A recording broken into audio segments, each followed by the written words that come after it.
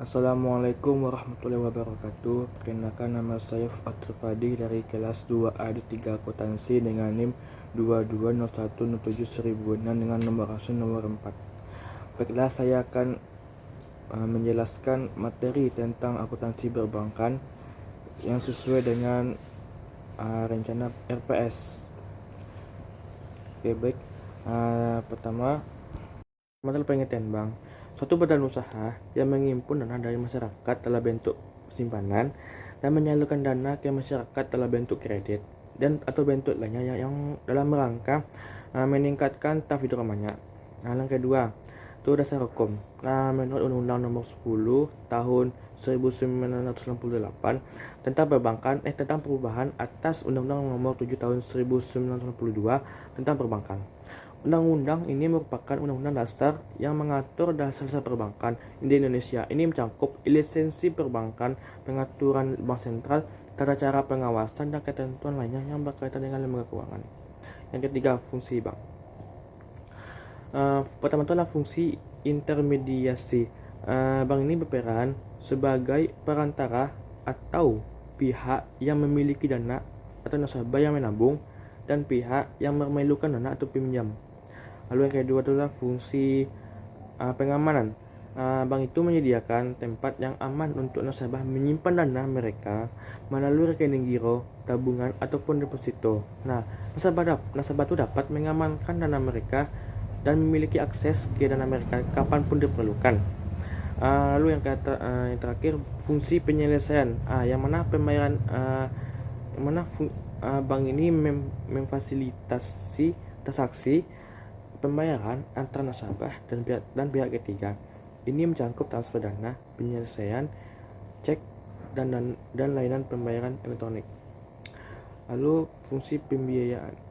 Bank ini memberikan pinjaman kepada nasabah untuk capai tujuan seperti pembiayaan rumah, pembiayaan kendaraan, bisnis ataupun pendidikan.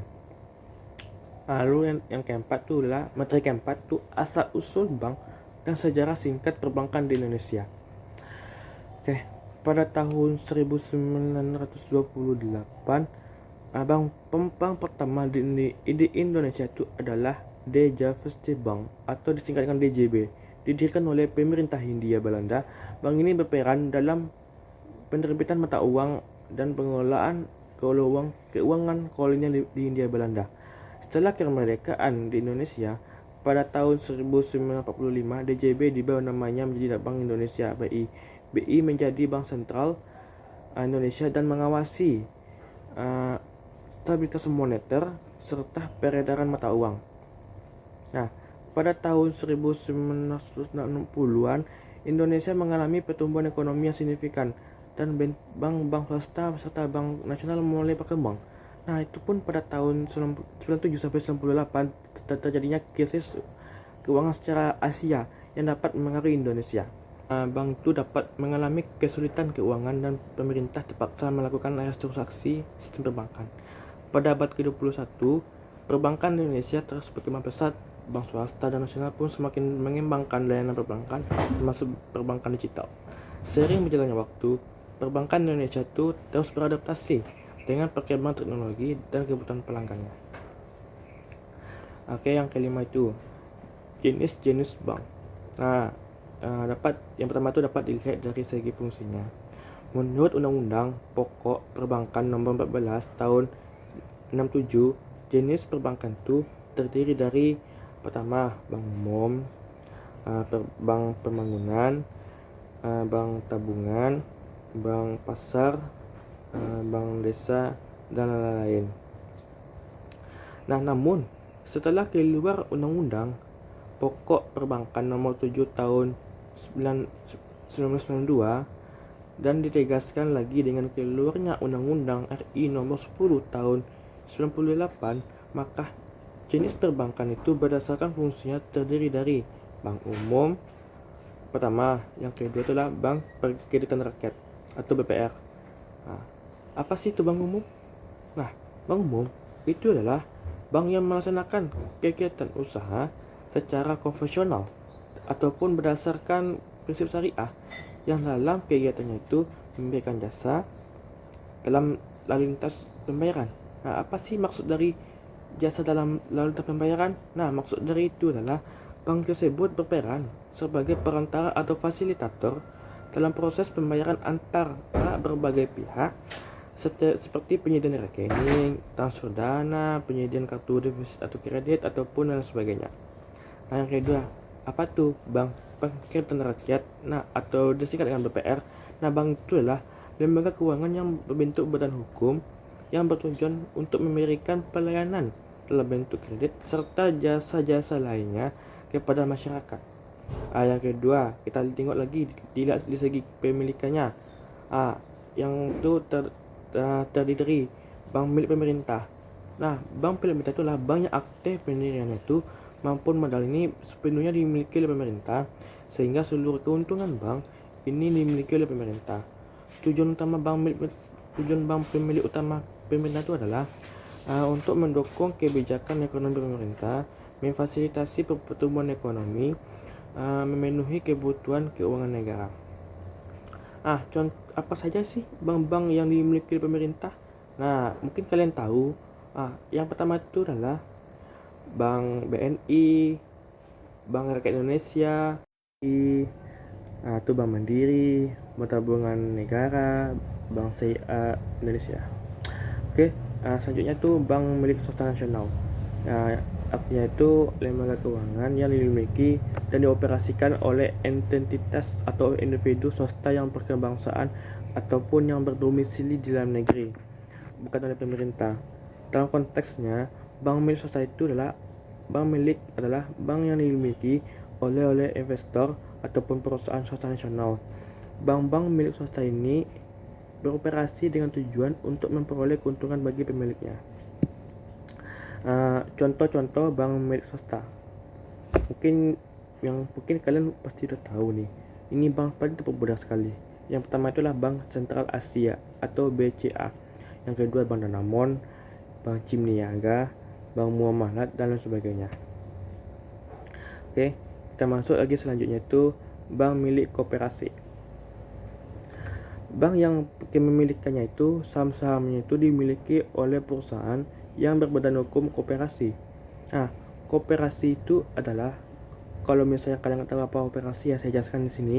Koperasi adalah sebuah organisasi ekonomi yang didirikan oleh sekelompok orang ataupun entitas dengan tujuan bersama untuk memenuhi kebutuhan ekonomi anggotanya. Bank koperasi berfokus itu pada memberikan layanan keuangan kepada anggota koperasi dan mendukung kegiatan ekonomi mereka. Contoh bank milik koperasi itu antara lain salah satunya itu Bank Milik Umum Koperasi atau disingkat dengan Bukopin. Oke, selanjutnya itulah bank milik asing. Bank milik asing itu adalah lembaga keuangan yang dimiliki dan dioperasikan oleh entitas ataupun perusahaan yang berasal dari negara asing atau non-domestik, bukan dari negara di mana bank tersebut beroperasi. Dalam konteksnya itu, bank asing kutip 2 merujuk kepada kepemilikan dan kendali bank tersebut yang berada di luar yurisdiksi negara di mana bank tersebut beroperasi. Sebagai contoh,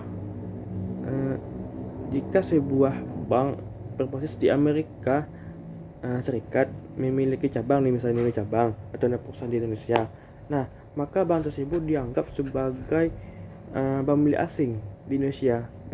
Ini berarti bahwa bank tersebut dimiliki oleh perusahaan atau entitas yang berada di luar Indonesia, tetapi mereka beroperasi di dalam negeri atau di dalam Indonesia. Itu memberikan layanan perbankan kepada nasabah Indonesia.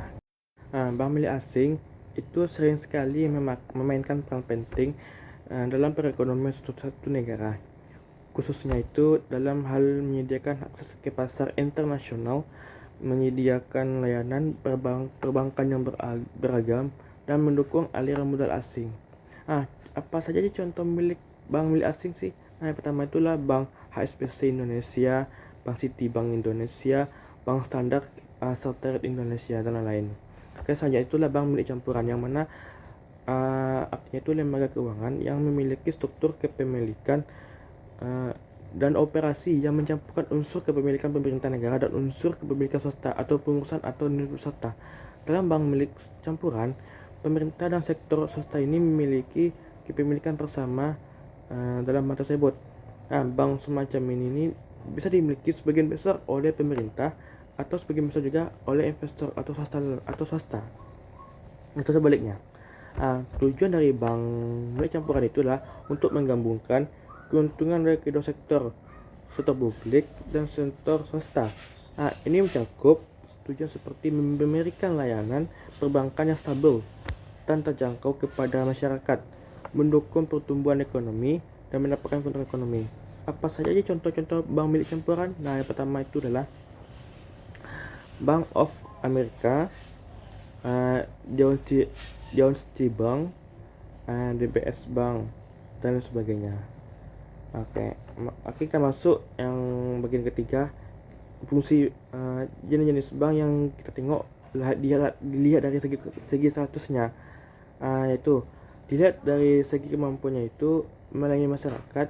Bank umum dapat dibagi ke dalam dua jenis, yaitu bank devisa dan bank non devisa. Apa sih bank devisa? Bank devisa itu adalah lembaga keuangan yang mengkhususkan diri dalam melakukan transaksi keuangan yang berkaitan dengan mata uang asing ataupun devisa. Fungsi utama bank devisa itu adalah memfasilitaskan perdagangan internasional dan memenuhi kebutuhan perbankan yang melibatkan mata uang asing. Yang kedua adalah bank non devisa, yang mana bank ini artinya itu lembaga keuangan yang tidak memiliki lisensi atau izin yang melakukan transaksi dengan mata uang asing atau devisa. Dengan kata lain, bank non devisa ini hanya beroperasi di mana mereka berada dan tidak memiliki kemampuan untuk menyediakan layanan dan dalam mata uang asing atau terlibat dalam perdagangan internasional dalam skala besar. Selanjutnya kita tengok dilihat dari segi cara menentukan harga. Ada jenis bank dari segi atau caranya dalam menentukan harga tuh mau jual ataupun harga beli terbagi jadi dua, yaitu pertama tuh bank yang berdasarkan prinsip profesional. Apa sih maksudnya? Artinya itu adalah bank yang beroperasi berdasarkan model perbankan tradisional atau konvensional. Model ini didasarkan pada sistem bunga ataupun yang menghasilkan pendapatan bagi bank dari pinjaman yang diberikan kepada nasabah dan investasi yang dilakukan oleh bank. Yang kedua itulah bank yang berdasarkan prinsip syariah. Lembaga keuangan itu yang beroperasi sesuai dengan prinsip syariah, yaitu hukum Islam. Prinsip syariah itu kan dia melarang yang namanya riba atau bunga, ketidakjelasan atau gharar, keperjudian, dan aktivitas yang dianggap haram ataupun yang bertentangan dengan prinsip-prinsip Islam. Sebaliknya, bank syariah itu berusaha untuk memberikan layanan keuangan yang sesuai dengan nilai-nilai dan ajaran Islam. Oke, topik yang ke-6 adalah jenis-jenis kantor bank. Kantor bank itu menurut saya adalah berbagai jenis lokasi fisik ataupun unit kerja yang dimiliki oleh bank untuk memberikan layanan kepada nasabah dan melakukan operasi perbankan. Berikut beberapa jenis kantor bank pada umumnya gitu yang pernah kita jumpai. Itu kantor bank pusat, yang mana kantor bank utama atau markas besar dari bank yang berlokasi di kota atau ibu kota negara, yang berfungsi sebagai pusat pengambilan keputusan strategis dan manajemen bank. Yang kedua, cabang bank. Cabang bank itulah unit operasional bank yang berdiri sendiri dan memiliki otonomi dalam memberikan berbagai layanan perbankan kepada nasabahnya. Bank itu dapat memiliki cabang yang tersebar di berbagai lokasi geografisnya untuk memberikan akses yang lebih luas kepada nasabah. Lalu yang ketiga itu ATM atau kepanjangannya Automatic Teller Machine. Itulah mesin ATM atau lokasi yang memungkinkan nasabah untuk melakukan sejumlah transaksi perbankan seperti penaikan uang, pengecekan saldo, ataupun transfer dana dan sebagainya, tanpa perlu kita ke kantor cabang atau pusat. Lalu selanjutnya kantor kas, yang mana kantor kas ini adalah kantor bank yang paling kecil, di mana kegiatannya itu hanya meliputi teller atau kata saja. Yang topik 7, kegiatan bank usaha. Sebagai lembaga keuangan yang berorientasi bisnis, bank juga melakukan berbagai kegiatan seperti yang telah saya jelaskan sebelumnya. Sebagai lembaga keuangan, kegiatan bank sehari itu tidak akan terlepas dari bidang keuangan. Kegiatan perbankan yang paling pokok adalah membeli uang dengan cara menghimpun dana dari masyarakat luas, kemudian menjual uang yang berhasil dihimpun itu dengan cara menyalurkan kembali dana kepada masyarakat melalui pemberian pinjaman atau kredit. Nah, untuk lebih jelasnya, saya akan jelaskan kegiatan apa saja sih yang dilakukan oleh bank. Pertama itulah penghimpunan dana.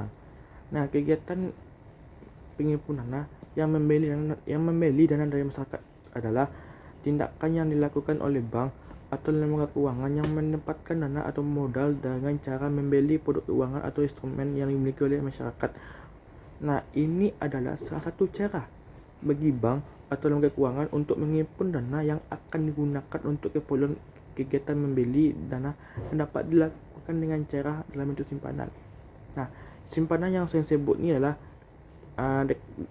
dikatakan dengan nama rekening ataupun akun.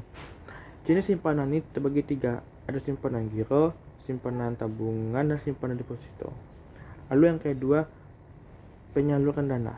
Nah, kegiatan menyalurkan dana yang dihimpun dalam masyarakat ini berarti bahwa tindakan itu adalah proses memperoleh dana dari berbagai sumber atau nasabah yang kemudian diinvestasikan atau digunakan untuk berbagai keperluan oleh lembaga keuangan atau bisnis.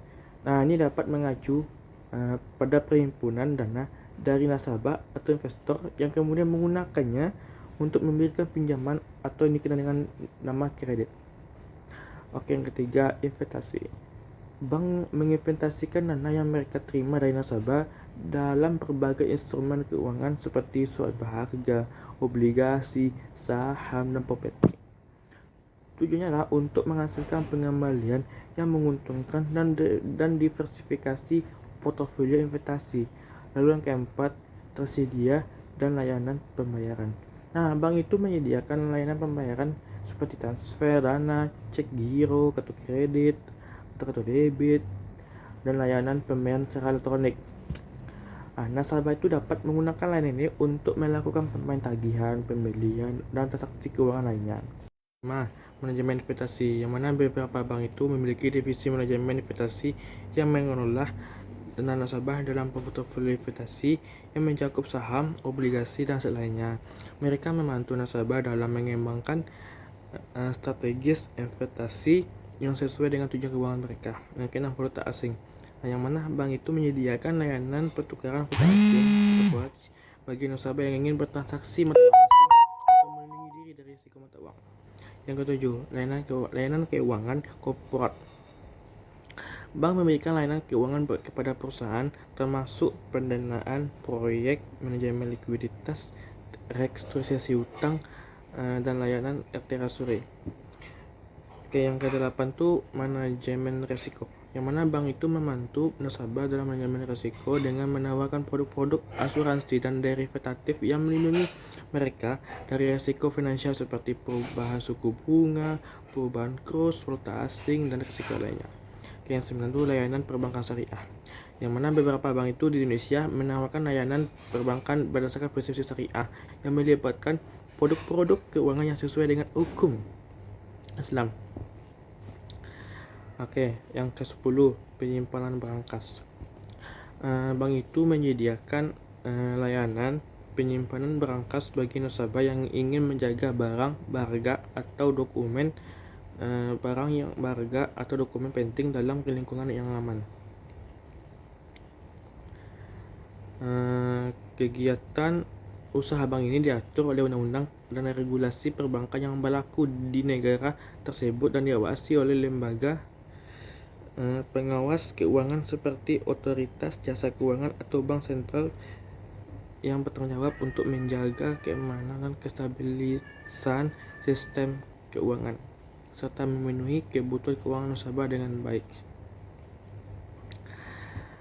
Oke, selanjutnya itu topik 8, perbedaan lembaga keuangan bank ataupun non-bank, beserta jenis-jenis lembaga keuangan dan non-bank. Oke, kalau dalam segi fungsi utama, kalau lembaga keuangan itu adalah menerima dan mengumpulkan dana dari masyarakat dalam bentuk tabungan, giro, dan deposito. Sedangkan kalau lembaga keuangan non-bank itu tidak menghimpun dana langsung dari masyarakat dalam bentuk tabungan, tetapi dalam bentuk surat berharga. Kalau segi aktivitas yang dilakukan, kalau lembaga keuangan itu pembukaan rekening tabung, giro, deposito, pemberian kartu kredit, layanan asistensi langsung, dan lain-lain. Sedangkan kalau lembaga keuangan non-bank itu dia menjual saham, pemberian kredit, penyertaan modal, dan berbagai jenis kegiatan keuangan yang segi pemberian pinjaman. Kalau lembaga keuangan itu dia memberikan pinjaman dalam bentuk uang atau pembiayaan usaha, pendidikan dan lain sebagainya. Sedangkan kalau lembaga keuangan bank, dia tuh pinjamannya dalam bentuk modal yang bisa dikelola oleh para pemilik bisnis yang akan mengembangkan usahanya gitu. Nah, kalau dalam segi peran, kalau aspek peran, nah kalau bagi untuk lembaga keuangan, dia tuh sebagai perantara nasabah dalam melakukan transaksi seperti pemilihan, pengiriman uang, hingga penjualan falas. Sedangkan kalau lembaga keuangan non-bank sebagai perantara perusahaan yang berada di dalam negeri ataupun di luar negeri yang membutuhkan modal untuk pengembangan usahanya gitu. Nah, contoh apa saja sih lembaga keuangan? Lembaga keuangan itu ada 3, bank sentral, yaitu bank yang berperan mencegah nilai mata uang yang akan tetap stabil hingga mencetak uang, baik itu proses jual beli barang, jasa maupun ditukar dengan mata uang. Sedangkan kalau untuk Bank Sentral Indonesia atau Bank BI adalah salah satu contoh bank sentral juga yang pasti sudah kamu kenal baik gitu kan. Lalu yang kedua ada Bank Umum. Bank Umum ini mungkin yang telah saya jelaskan sebelumnya. Itu dia berfungsi menyelenggarakan kegiatan keuangan konvensional ataupun syariah. Selain itu dia menghimpun dana dan menyalurkan dana. Bank Umum juga berperan menjembatani pihak pemodal dengan nasabah yang membutuhkan dana gitu. Nah, bank yang ketiga tuh bank pekreditan rakyat. Mungkin telah saya jelaskan sebelumnya, saya ulang lagi. Yaitu adalah perannya itu hampir sama dengan bank umumnya gitu, tapi BPR ini tidak menyediakan layanan valuta asing resip pada giro. Oke, selanjutnya tuh contoh lembaga keuangan non bank. Nah, pertama tuh ada koperasi simpan pinjam. Nah, koperasi itu salah satu contoh yang cukup jelas untuk bisa membuatmu mengenali perbedaan lembaga keuangan bank dan non bank gitu. Nah, koperasi simpan pinjam itu ya dia bekerja dengan menyimpan dana, lalu dia memberikan pinjaman dengan prinsip kekeluargaan. Jadi, koperasi simpan pinjam itu adalah dia bisa menghimpun ataupun menyalurkan dana dalam uang lingkup terbatas. Nah, sedangkan kalau perusahaan asuransi dia masih termasuk juga lembaga keuangan, tetapi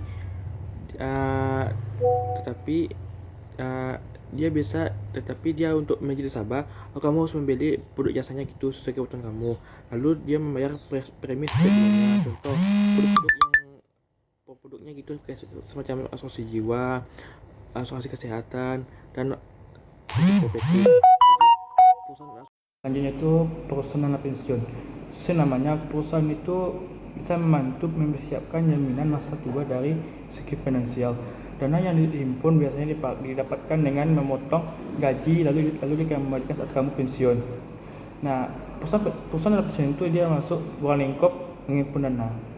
Oke, selanjutnya itu leasing. Leasing itu adalah contoh lain dari lembaga keuangan non bank. Pasalnya itu perusahaan ini membantu nasabah dengan memberikan pinjaman lalu dibayar secara tunai ataupun diangsur. Nah, prinsip dari leasing ini dia termasuk bagian dari menyalurkan dana. Lalu selanjutnya itu lembaga atau pegadaian, yang mana dia membantu nasabah melalui pembelian dengan jaminan barang tertentu. Sejumlah lembaga pegadaian pun kini membuka layanan investasi seperti logam mulia ataupun tabungan emas. Nah, jadi pegadaian ini termasuk uang lingkup menghimpun dana. Selanjutnya itu perusahaan modal, yang mana ada perusahaan modal yang melaksanakan kegiatan di pasar modal. Mereka akan menghimpun dana dari masyarakat dalam bentuk transaksi saham, surat berharga ataupun obligasi. Pasar modal pun juga jadi perantara antara pemodal dengan pencari modal. Perusahaan modal ventura. Selanjutnya perusahaan modal ventura. Nah, Perusahaan modal ventura itu dia tuh satu badan usaha yang memberikan pendanaan berupa modal dengan jangka waktu tertentu.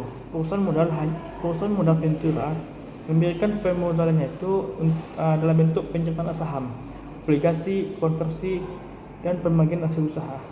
Selanjutnya itu perusahaan anjak piutang. Contoh berikut dari lembaga keuangan non-bank yaitu perusahaan anjak piutang, yang mana perusahaan satu ini dia menjalankan usaha pengambil alih kredit bermasalah dari satu badan usaha dan melakukan pengurusan tagihan jangka pendek atau piutang dari transaksi baik di dalam negeri maupun di luar negeri. Baiklah, mungkin sekian dari saya gitu, menjelaskan materi tentang akuntansi perbankan. Jika ada mohon kata salah menyampaikan, mohon maaf. Wassalamualaikum warahmatullahi wabarakatuh.